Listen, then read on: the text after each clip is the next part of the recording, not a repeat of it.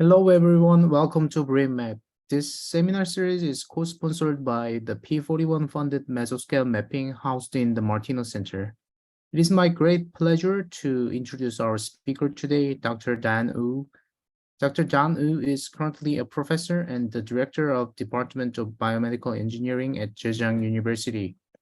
Dr. Wu obtained her bachelor's degree from Zhejiang University and master's and PhD degree from the Department of Biomedical Imaging Engineering at Johns Hopkins University.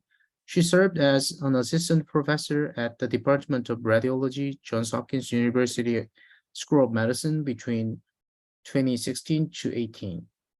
Dr. Wu's research focused on the development of MRI pulse sequence and neuroimaging analysis techniques, particularly diffusion MRI pulse sequences and microstructural modeling method.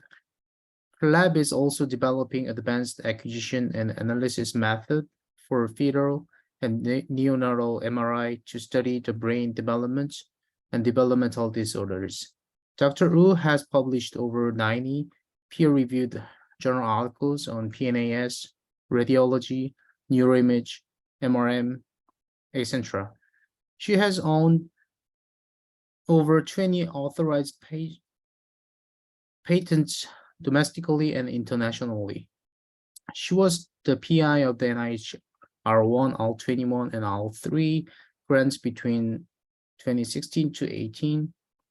At present, she's the PI of 11 national and provincial projects. She was awarded Innovator Under 35 China by MIT Tech Review, Young Science of the World Economic Forum, China Youth Wuxi Medal, etc. Dr. Wu is currently committee member of the annual meeting program committee and educational committee, vice president of the Pediatric MR study group, vice president of the placenta fetus study group, and the junior fellowship of ISMRM. I would like to remind our audience to address your questions over Q&A or raise your hands at the end of the talk. It is my pleasure. Thank you for coming today, Dr. Wu, and the stage is yours. Thank you so much, Zhejiang, for your introduction. Can you hear me? Yes, we can hear you clearly. That's great. It's great. And thank you very much, Dr. Liu, for the invitation. It is my great honor to be able to speak to the audience at Martinos Center. I was very excited to come in person, actually, but however, my visa is going on forever, so I have to cancel everything at the last moment. It's very unfortunate that I cannot come in person, but still hope that this online presentation can deliver what I'm doing here at Zhejiang University for my research. So my topic for the presentation today is time-dependent diffusion MRI for microstructural mapping, mainly in the human brain and also tumor applications. And this is my agenda today. I'll briefly talk about the background and recent progress in this field of diffusion time-dependent diffusion MRI, and also some development in my own lab on developing pulse sequence designed for this for time-dependent diffusion MRI, and also the recent clinical translations we are here doing in China, and also some extensions to this research, like I'm doing deep learning-based model fitting and also hardware development, all around the time-dependent diffusion MRI topic.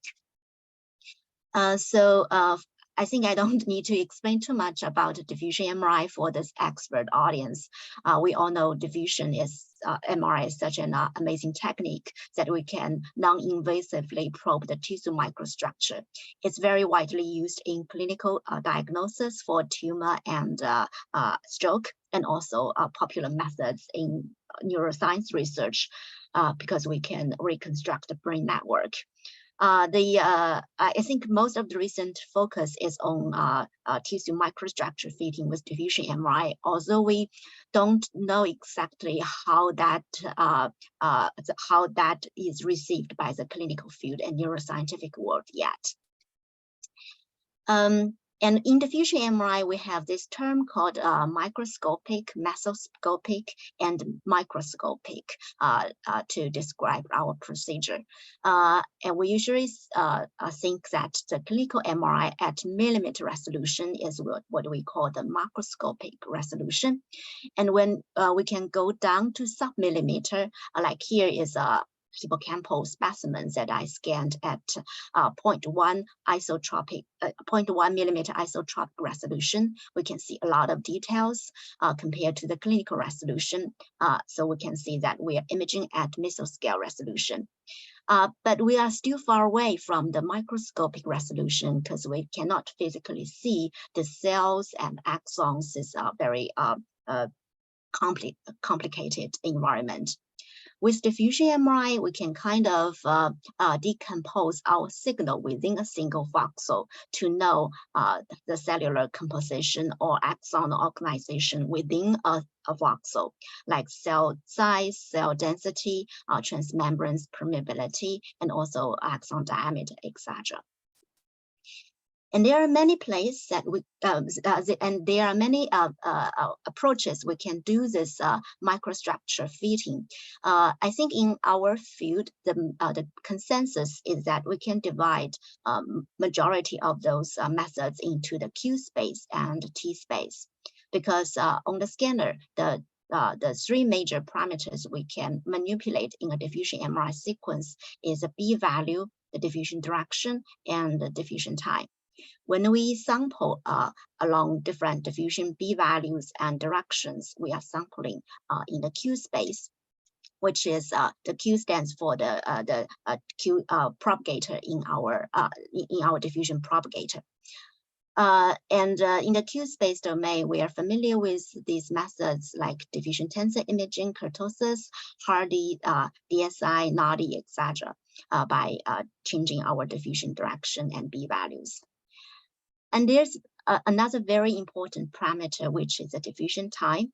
We can sample different diffusion time with a combination of different pulse sequence. I'll get down to that a few slides later. So that we can probe the diffusion behavior at different diffusion times. And that gives us very important microstructure information too. This is my main topic today, so I'll get to the details later. Also, there are different modeling methods to accommodate the signals we acquired in the T space and Q space. That's a review paper from Dmitry Novikov a few years ago in the Marine Biomass. I'm not going into the details here.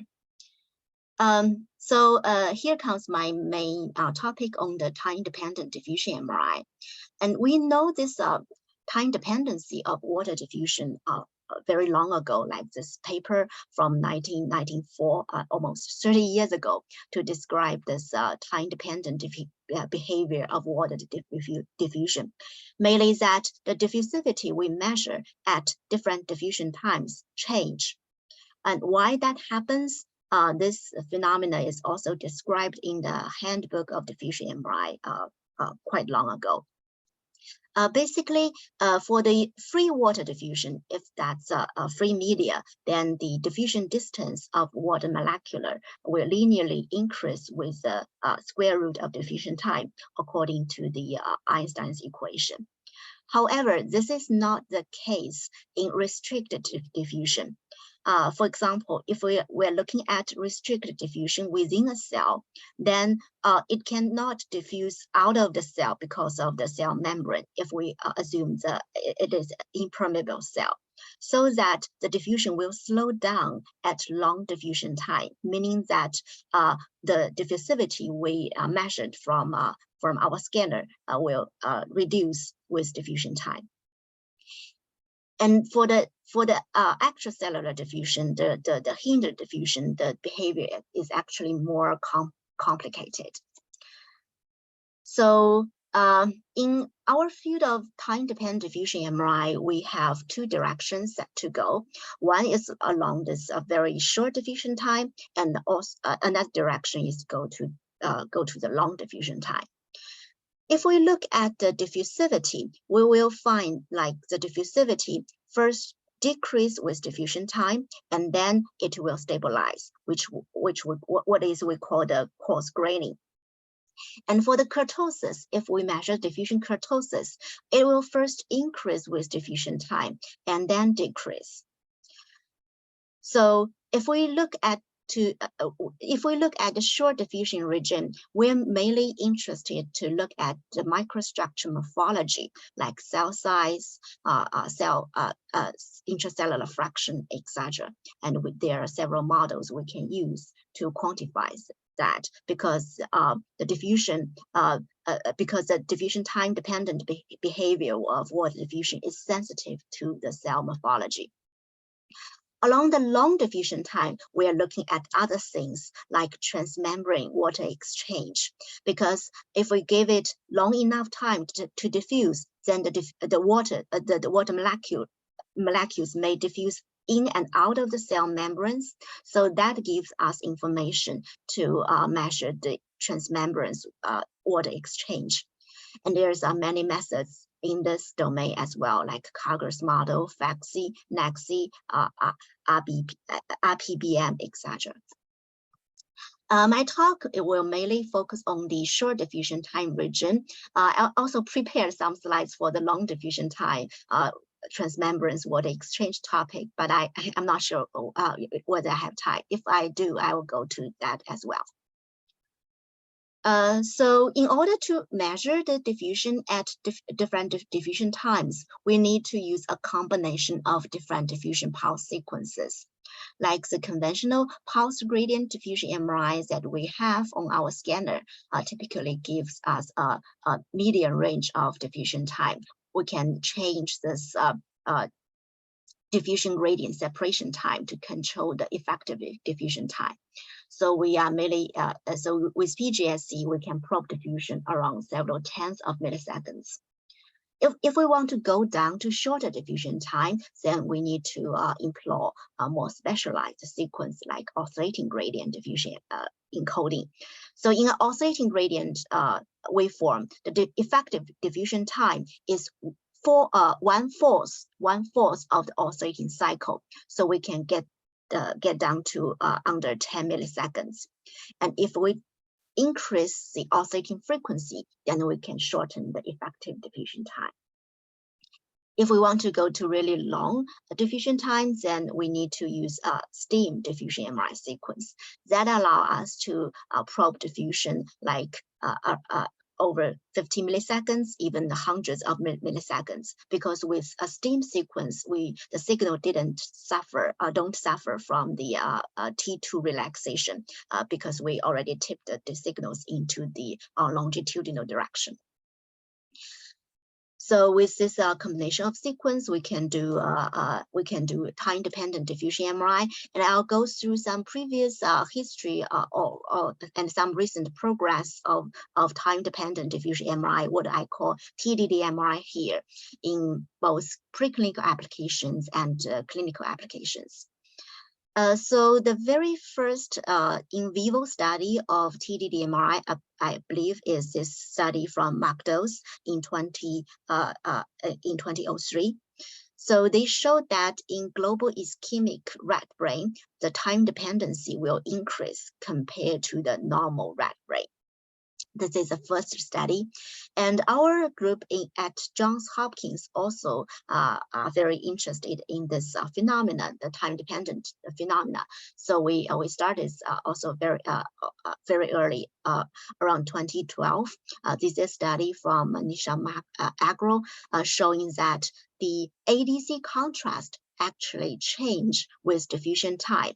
We can see at high oscillating frequency or very short diffusion time, we can see this very strong ADC contrast, and those cellular structures in the hippocampus lights up, and it's kind of very similar to the methylstaining staining, where the regions with high cell density lights up.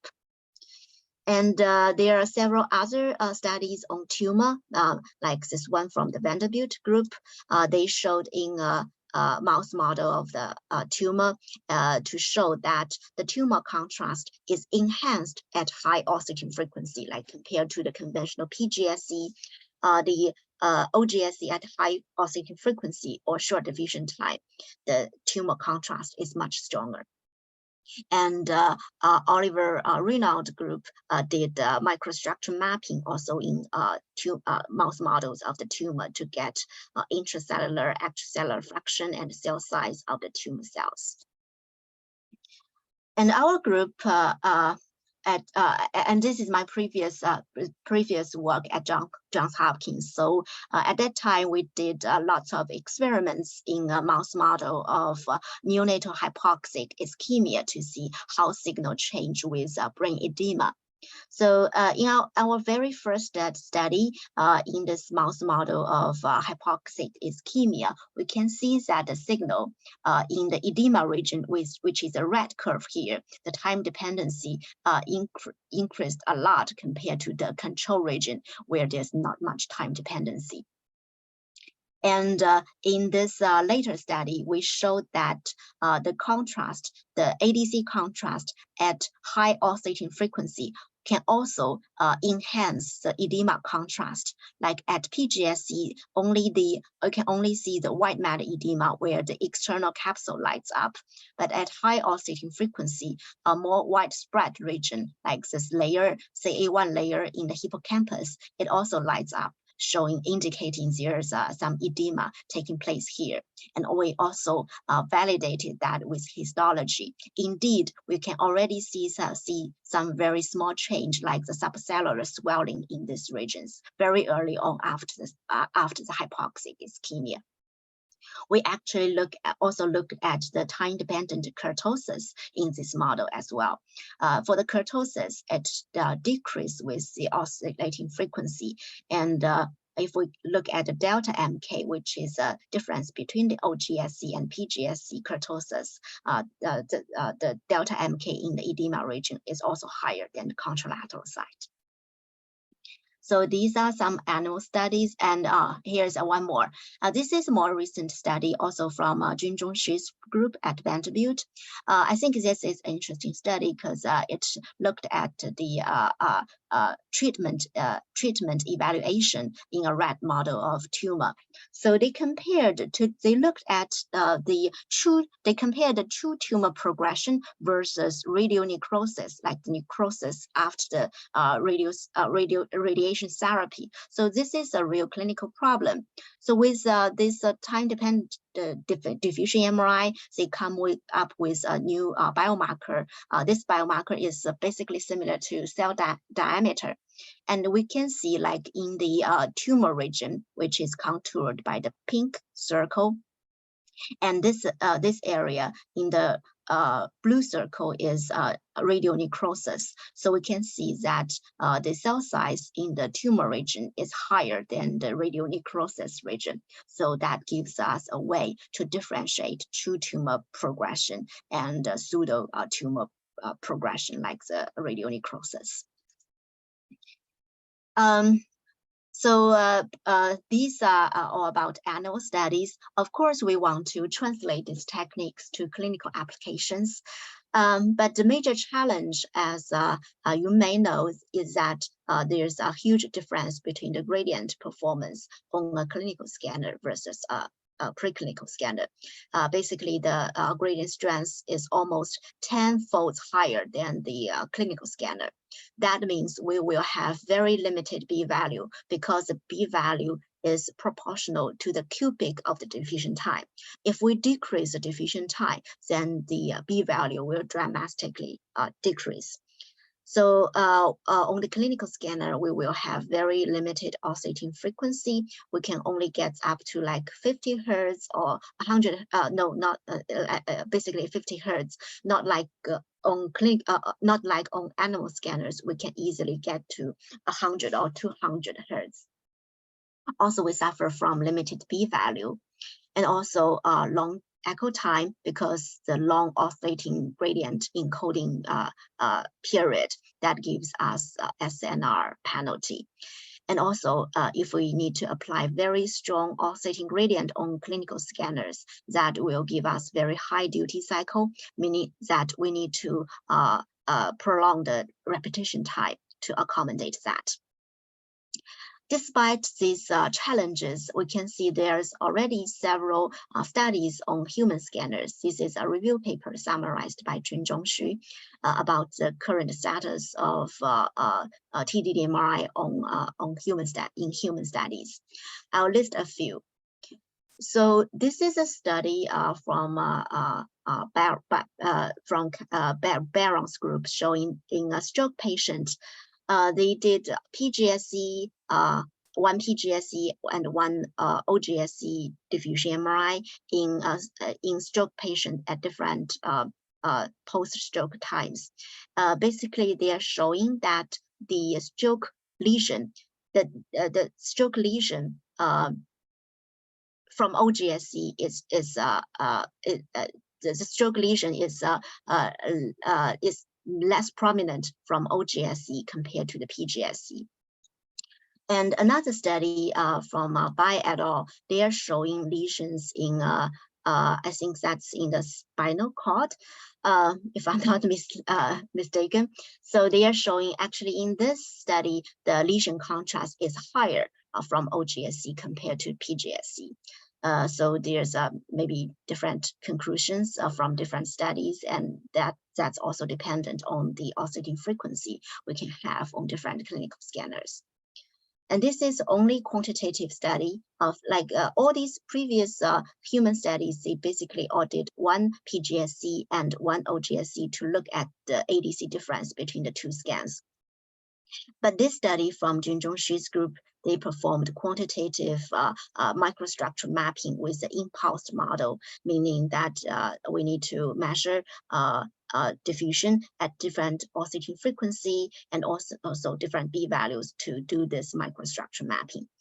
They did it in breast tumor patients, in 7 breast tumor patients to show its feasibility. But because of this small number of patients, there's no way to show its clinical value from all these previous studies. Next, I'll talk about some technical development from my own group on pulse sequence in order to accommodate to the clinical condition and some clinical applications.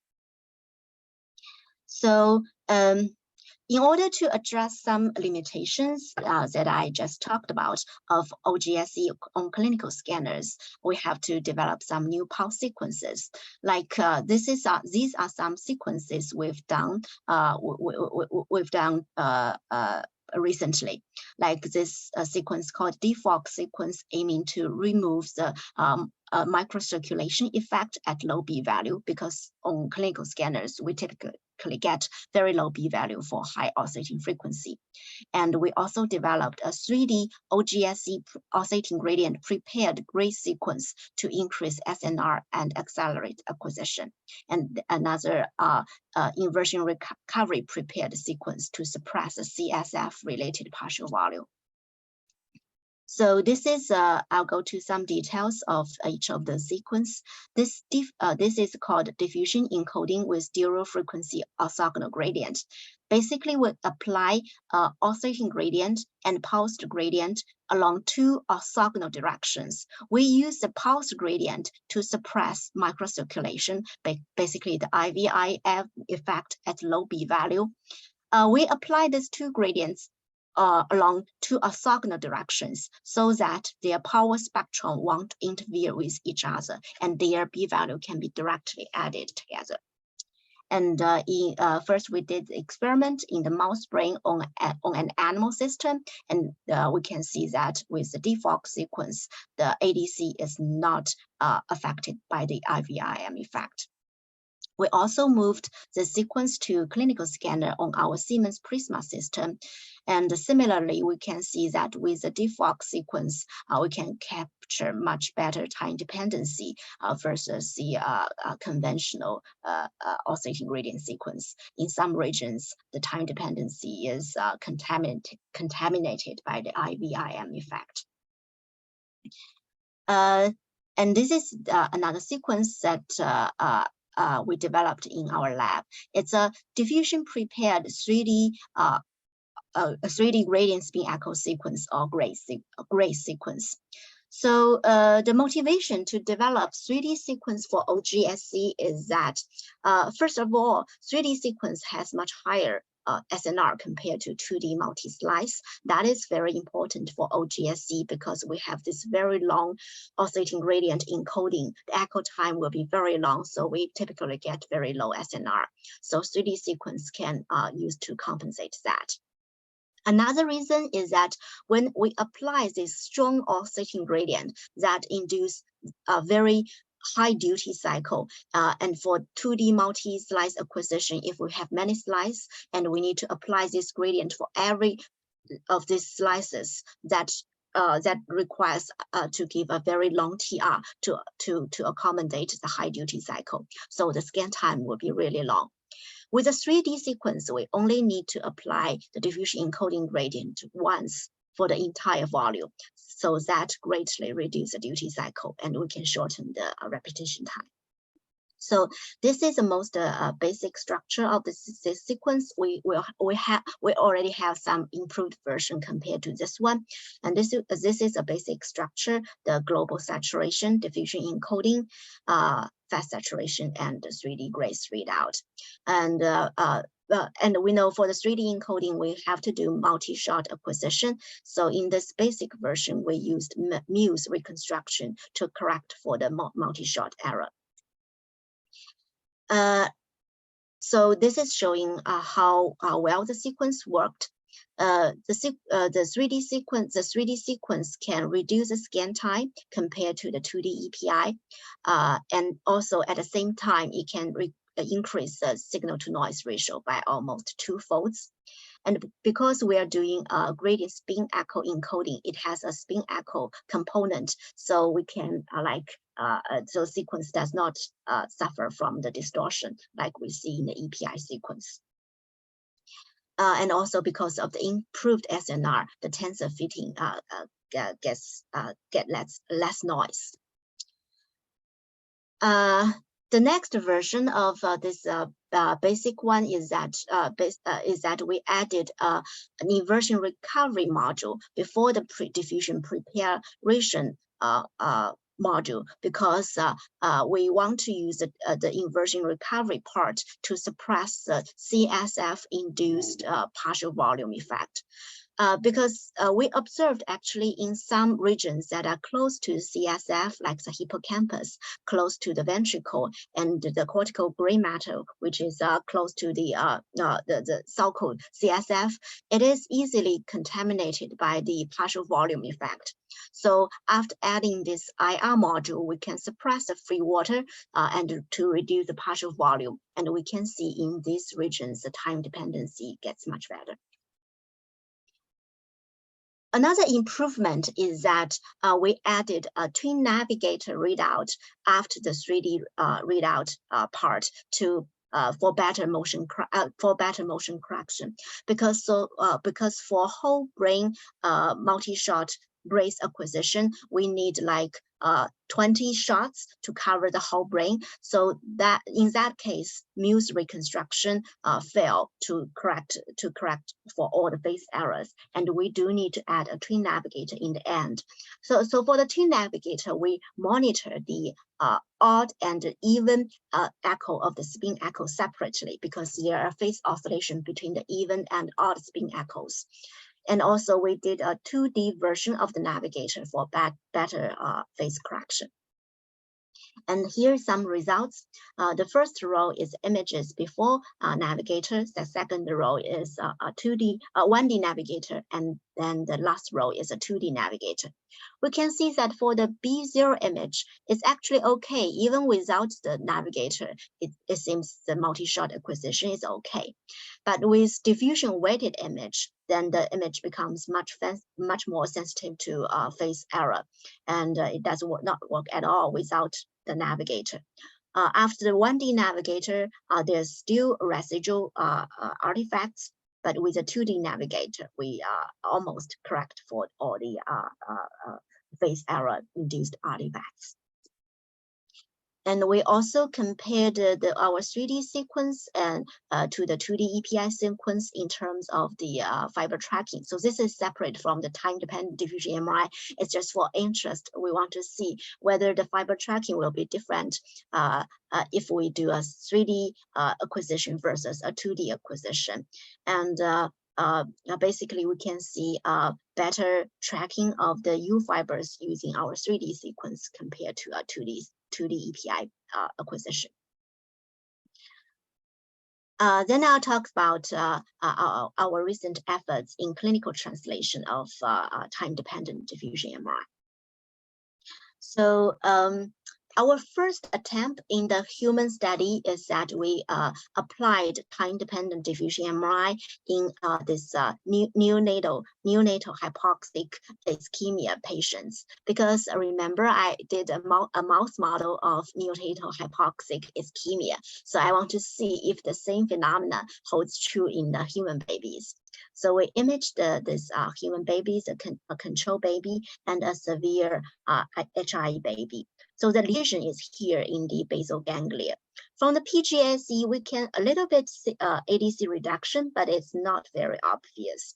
From the delta ADC, which is simply a subtraction between the OGSC ADC and PGSE ADC, we can see a much higher delta ADC, meaning a much higher time dependency in the injury region compared to the normal control control.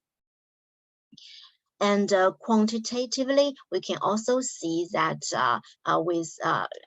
when we look at the delta ADC, we can see a gradual increase of delta ADC from mild to moderate and severe injury, which we do not see from the conventional PGSE ADC.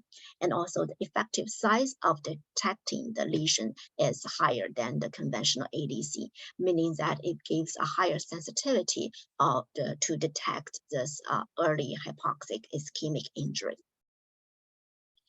Then we did several applications in different types of cancer.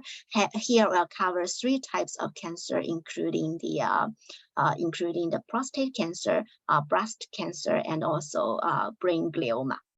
So the first study we've done is in prostate cancer. In prostate cancer, we know that in malignant prostate cancer, there's an increase of epithelium cell and also the tumor cell. So we expect the intracellular fraction or cell density to increase in this case. And as a result, we do see as a tumor malignancy increase, like the Gleason score goes from 0, 1, 2, 3, 4. We can see the cellularity here in the lesion region, in the tumor region, increase with the Gleason score. And for the diagnostic accuracy here, we did, I believe it's about 50 patients, and we looked at the diagnostic accuracy. We can see that the cellularity index achieved the highest AUC of 0.96, which is much higher compared to the other microstructure markers and also the conventional ADC markers.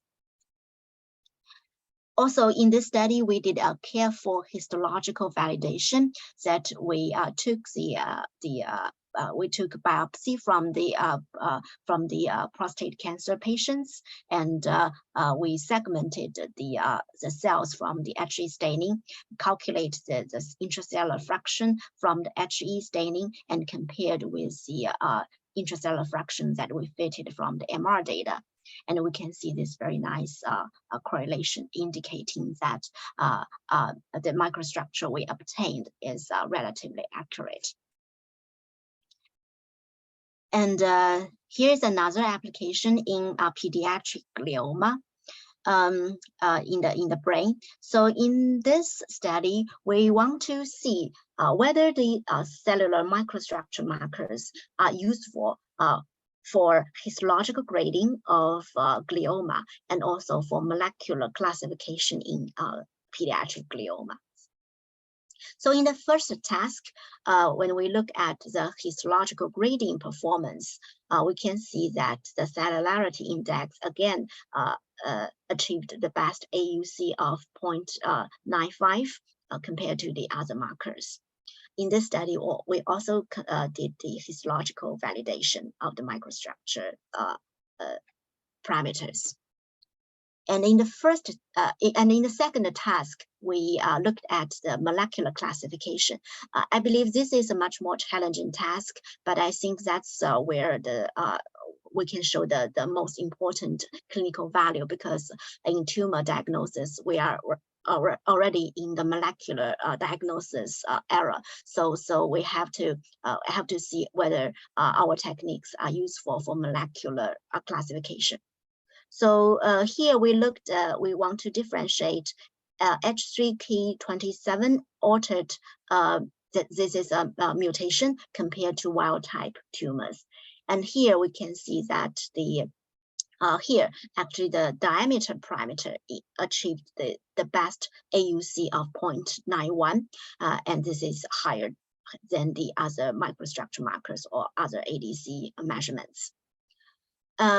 We actually looked at this mutation, and from the histology, we can see these the cells in the mutants actually looked more elongated. So we think that maybe because of this reason, the cell diameter we obtained from these tumor patients becomes smaller than the wild type tumors. The last application I'll talk about is a study in breast tumor. So in this study, we want to look at whether these microstructure markers are useful to classify the immunohistological markers in breast tumor, like HER2 and lymph node metastasis, ER, PR, and other markers. Because clinically, these are the important markers important for the prognosis and also therapeutic decision.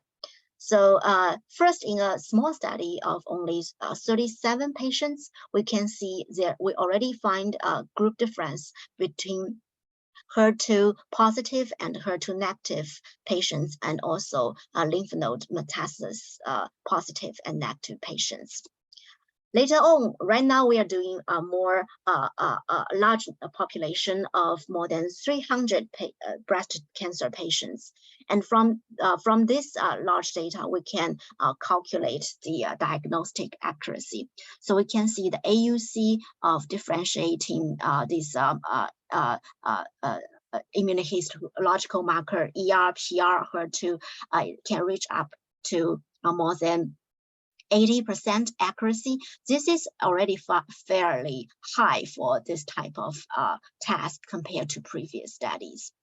So from these studies, we like the breast cancer, the prostate cancer, and glioma, we do think we already find some clinical values of time-dependent diffusion MRI in clinical applications. And because of this reason, I think this sequence recently kind of got popular for most clinical collaborators. Right now, our house-made pulse sequence is already implemented on Siemens, United Imaging, and Philips system. We can adapt different versions of these vendors and different prototypes.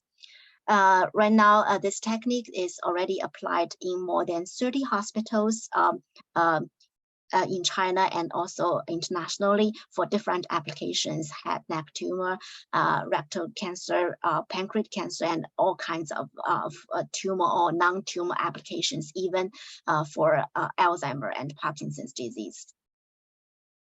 So in the last part, I don't think I have too much time to go. So in the last part, I'll talk about some other efforts of how we want to develop better fitting methods for time-dependent diffusion MRI, and also our recent efforts in developing hardwares. So we know that for the time-dependent diffusion MRI based microstructure mapping, we constantly get very noisy maps like this. These maps, they looks very noisy. So that's a challenge for clinical applications, I think. the clinicians are not used to look at these noisy maps. So we want to do something for that. So here we are looking at two approach. One is a Bayesian approach to improve the fitting accuracy. The other one is a deep learning based approach. This is a very familiar Bayesian equation. Basically, we only need to change the prior and the marginal function to adapt to the time-dependent diffusion MRI model. So we tried that in both simulation and patient data, and here we can see the RMSE, which is the fitting error, is much higher using the Bayesian approach. So the blue curve is the regular nonlinear square fitting. The error is pretty high, and once we use different Bayesian methods with different priors, we can reduce the fitting errors for these different microstructures. And this is the data from real patients. And we can see the top row is the conventional least square fitting, and the second row is Bayesian fitting.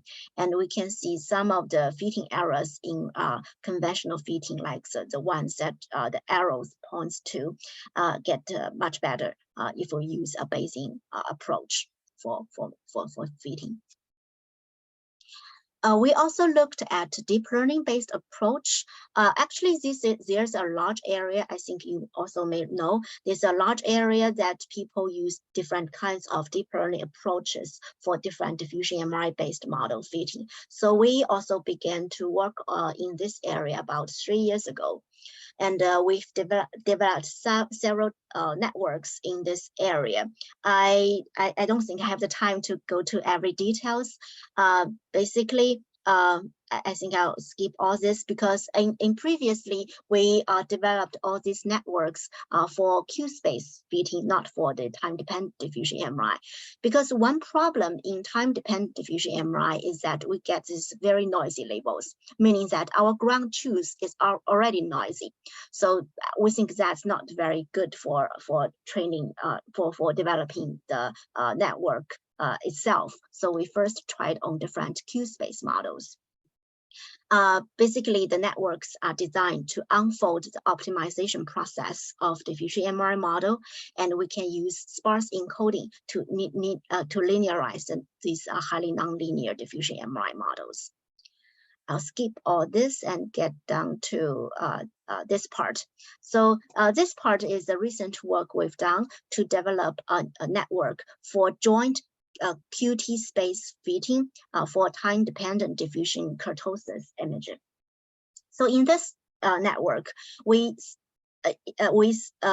specifically addressed this problem of noisy label problem in time-dependent diffusion kurtosis, because we often get very noisy labels that will affect our fitting. So our approach is to use an uncertainty-based reweighting procedure, meaning that if we get noisy label, then we will explicitly reduce its weighting in our training process. Also, we used attention mechanism in both the q-tspace and t-space domain, meaning that we want to focus on the most important diffusion time and the most important p-values. Here we performed joint downsampling in the q-tspace to get up to 4.5-fold acceleration. And these are some results. This is a fully sampled q-tspace. For time-dependent diffusion kurtosis, we need to sample diffusion MRI signal at different diffusion time and also different p-value and different diffusion directions. So in the fully sampled q-tspace, we have to get so many samples.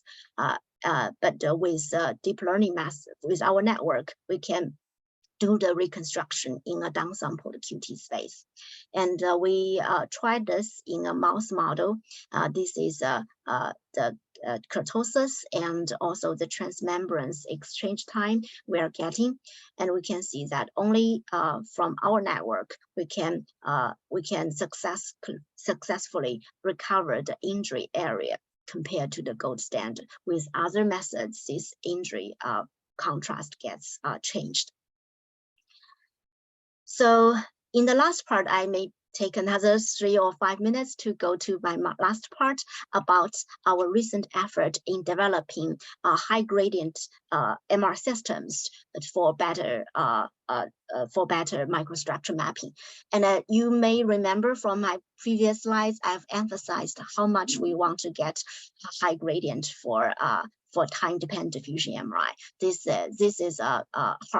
is very hard for us. So we want to go from both the post-sequence post-sequence direction to address some of the problems, but not all. I think we think that we need to fundamentally improve our hardware performance in order to get the most optimal performance for time-dependent diffusion MRI.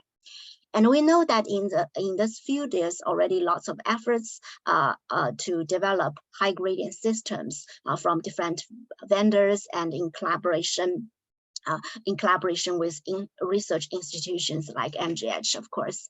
We summarized the recent the development of most of these works to reach ultra high diffusion.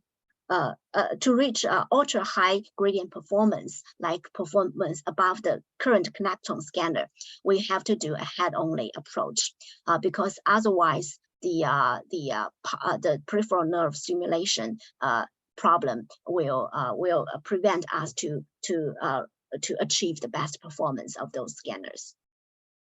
So here, in collaboration with United Imaging, we are developing this system aiming to achieve a very high gradient strength of 650 millitesla per meter. I believe that is the highest in the field, and also a slew rate of 600 millitesla per meter per milliseconds.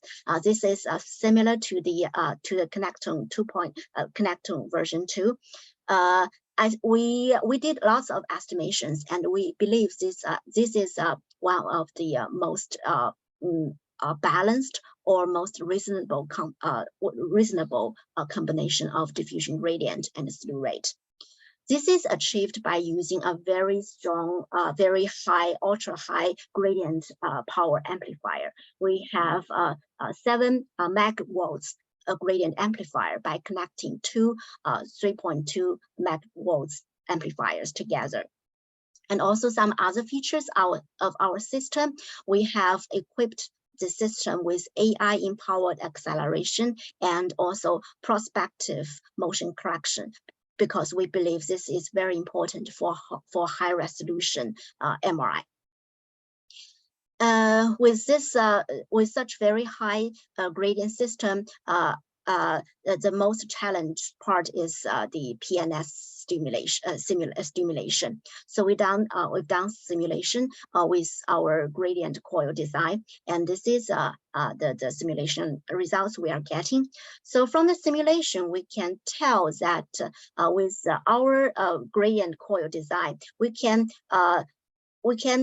increase the PNS threshold compared to the body scanner, also the Magna scanner. We have we can see the coil parameters from the Magna's publication, but we haven't got any parameters from the connectome 2.0, so we cannot compare to the connectome scanners right now. I think maybe that's the part I need to help from you guys.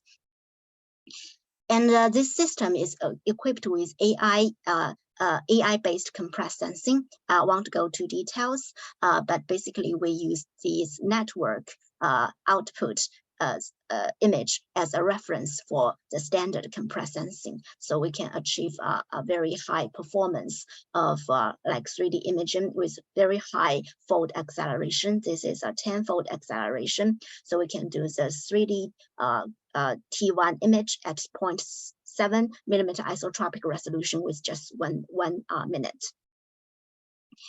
And also this system is equipped with prospective motion correction. So we incorporate a motion optical tracker into the system to monitor the head motion. And the 6-degree head motion is prospectively feed back into the scanner, so we can update the direction of the RF pulse and gradient in real time for each repetition time. And we can see this is very helpful for high resolution acquisition. For example, here we tested a multi-shot diffusion MRI here with the camera on. With the camera off, there's lots of motion. Even we do muse correction. And once the camera is on, once we do this prospective motion correction, then we get almost perfect images. So here's the last slide of my presentation. I basically went over all the background and the recent progress of time-dependent diffusion MRI and talked about our recent work on pulse sequence development, clinical translation, model fitting, and hardware development here in our group in collaboration with the others. So thank you very much for your attention, and welcome for any of your questions.